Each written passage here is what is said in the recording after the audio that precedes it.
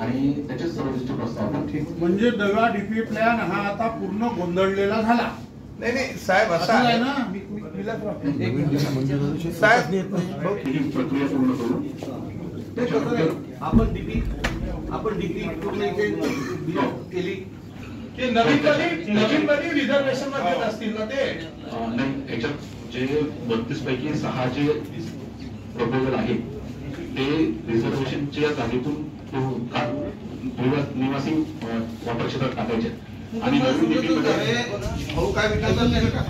नियमानुसार आपण जेव्हा डीपी पास करतो त्या डीपीची प्रोसिजर आहे बरोबर आहे. त्या डीपीच्या प्रोसिजर प्रमाणे तेव्हाचे जे नगरसेवक होते हे होते ते सगळे त्याच्यानंतर ऑब्जेक्शन वगैरे सगळं करून तो आपण तो डीपी जो तयार केला तो डीपी आपण पुण्याला पाठवला टाउन प्लॅनिंगला आणि तो त्यांनी त्याचा स्क्रुटिनी करून त्यांनी समोर पाठवायचा. शासनाला हीच प्रोसेस आहे. हे जे 32 प्रस्ताव तुम्ही जे पाठवले कोणाला दबाव होता? दबावाचं सोडा, दबाव तर कोणी आणू शकते, आपण दबाव आणू शकतो, पण यायला लाज वाटायला पाहिजे.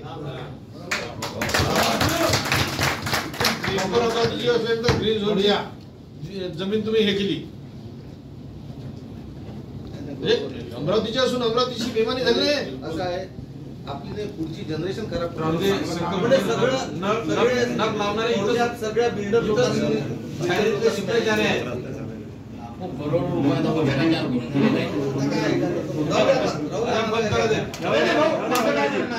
कमीत कमी खासदार साहेब आपल्याला विनंती अशी आहे की बा यांनी का मध्ये आणि हे तुम्ही असं आहे की तुम्ही शाळेचे प्ले ग्राउंडचे मार्केटचे मग ही जी पहिले प्रोसिजर या लोकांनी केली होती ती प्रोसिजर सगळी नवीन डीपी मध्ये ते रिझर्वेशन पुन्हा ठेवण्यात आलेलं नाही आहे. तिथं निवासी वापर क्षेत्र आहे. नवीन डीपी मध्ये सँक्शन डीपी मध्ये रिझर्वेशन आहे केला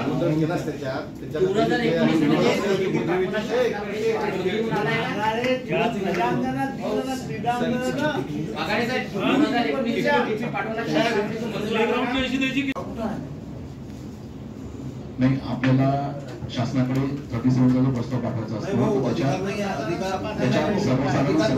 काय आता मिलिंद भाऊ काय म्हणजे प्रशासकाला अधिकार आहे पण या शहरात कोणतंही फुकट चेंज करण्याचा याचा त्याचा अधिकार आता ते तिकडून अधिकार घेतले असतात. आपण जे म्हणलं तो 92 ला आपला अप्रूव्ड आहे त्यानंतर अप्रूव्ड आहे आपण त्यावर्षी करत होतो.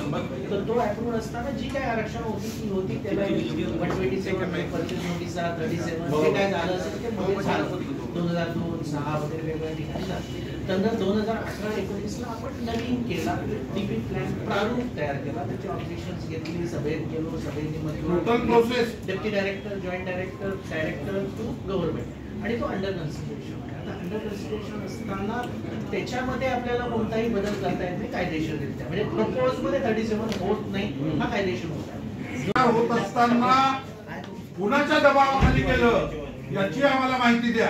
आणि जर गावाच्या हिताचं एखादं रिझर्वेशन काढायचं आम्ही तुम्हाला सांगितलं त्या दिवशी तुम्ही म्हणाले मी तुमचं अभिनंदन करतो की तुम्ही म्हणाले की हे बॉडी आल्यानंतर करणं योग्य राहील आता करणं योग्य नाही राहील.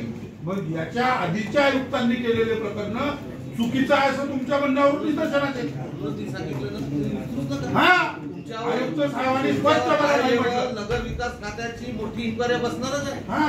2 महिना वेळ नाही. माझं भाऊ माझं म्हणणं काय आहे की ज्या वेळेला डीपी मंजूर होती तेव्हा त्याची गरज होती आणि मग असे काय घटना घडल्या की आज एकदम गरज संपुष्टात आली सांगा ना याचं काय स्पष्टीकरण आहे. आपण शासनाकडे जो डीपी सबमिट केला ना त्याच्यामध्ये वाघाडे जे मिलिंद भाऊने सांगितलं एवढा मोठा डीपी प्लॅन शासनाच्या लेवलवर प्रलंबित आहे.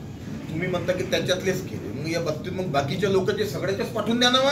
म्हणजे असं आहे काय नाही असं आहे काय म्हणजे एवढे लोक मूर्ख आहे काय की 32 लोकांचे तुम्ही पाठवले तुम्ही म्हणता त्याच्यात चेंजेस होते मग बाकीच्याचे काउंट जाऊ दिले काय कारण होतं. मग बाकीच्यांना अप्लिकेशन दिलं तुम्ही कमी म्हणता काय हा आणि तुम्ही जे सांगता मी त्याला बिलकुल मी ठामपणे सांगतो की आम सभेचे जागेचे रिझर्वेशन चेंज करण्याचे अधिकार आयुक्ताला किंवा प्रशासकाला नाही आहे.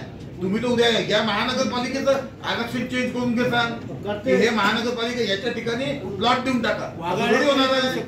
म्हणजे तुम्ही तुमच्या मतानं काही करणार आहे म्हणजे तुमच्या प्रशासक आहे तर साल्याला गाव लुटून खा आणि आम्ही म्हणजे या गावातले म्हणजे इथं म्हणजे तुमच्या मनात आलं तसं करणार आहे. आता जसं भाऊनं सांगितलं बाजारचं, अरे बाजारचं रिझर्वेशन कसं काय चेंज केलं? या गावाला आवश्यकता आहे ना, कसं काय चेंज केलं? आहे ना, चेंज झालं नाही बाजाराचं? 32 मला सांगा, आहे ना आहे ना बाजाराचं. म्हणजे ते हॉकर पुरस्कार आले कारण की त्यांना गाड्या ठेवा.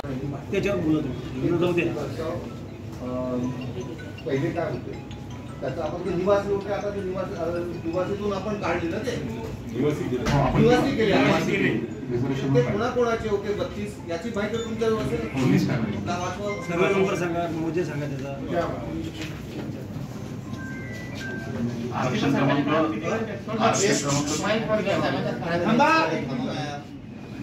आरक्षण क्रमांक 305 साईट अँड सर्व्हिसेस हे आहे मौजा बंदेरा, सर्वे क्रमांक 273. कोणाचं नाव आरक्षण सांगा काय होतं काय करतो. साईट अँड सर्व्हिसेस म्हणून आरक्षण होतं आपलं, आणि ते आपण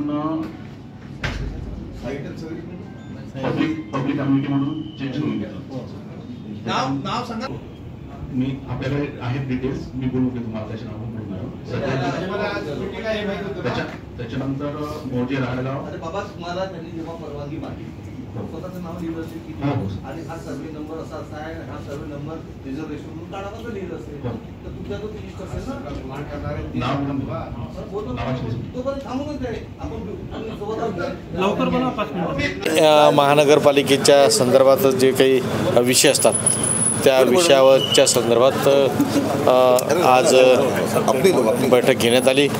मग साफसफाई असेल किंवा इतर बाबी असतील, या सर्व बाबींवर सविस्तर चर्चा करण्यात आली आणि त्या पद्धतीनं निर्देश देऊन येणाऱ्या काळात जे काही रखडलेले कामं असतील किंवा साफसफाईचा मुद्दा असेल, आज जे काही टॅक्सचा विषय आहे, तुमचं डेंग्यू मलेरिया हा विषय आहे, या संदर्भात जे काही प्रशासनानं करायचं आहे त्या संदर्भात सूचना दिल्या आणि ते कसं आहे ते प्रशासन होतं आतापर्यंत, प्रशासनाच्याच भरोशावर ते चाललेलं आहे.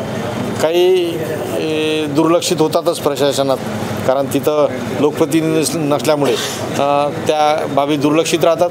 त्या बाबी दुर्लक्षित नाही झाल्या पाहिजेत यासाठी आज अनेक ठिकाणचे रिझर्वेशन हटवल्या गेले आहेत. त्या संदर्भात सुद्धा आम्ही चौकशी केली, चौकशीची मागणी केली आणि त्या विषयावर पुढे काय करता येईल याचा सुद्धा आम्ही विचार करू.